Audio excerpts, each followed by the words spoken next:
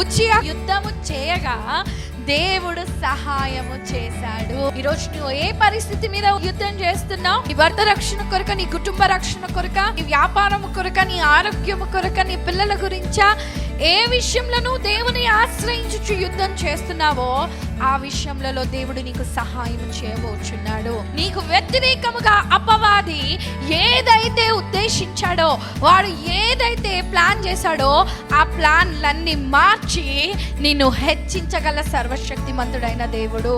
నువ్వు దేవుని ఆశ్రయించి యుద్ధం చేయి, మాటలతో కాదు. దేవుని ఆశ్రయించి నువ్వు యుద్ధం చేయి, నీ తలంపులతో కాదు.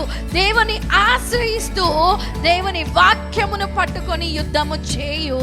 కేవలం విజయం మాత్రమే కాదు, మరి వారు నీ పాదముల క్రింద ఉండునట్లు దేవుడు నిన్ను హెచ్చించబోతున్నాడు.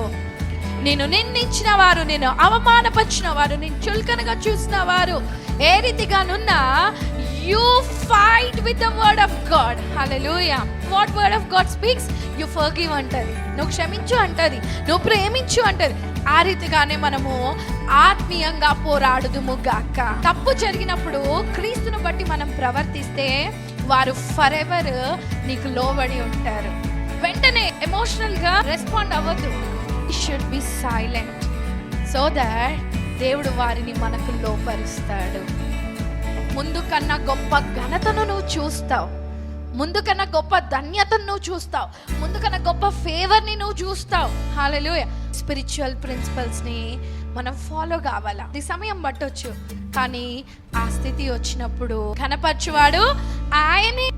హల్లెలూయా.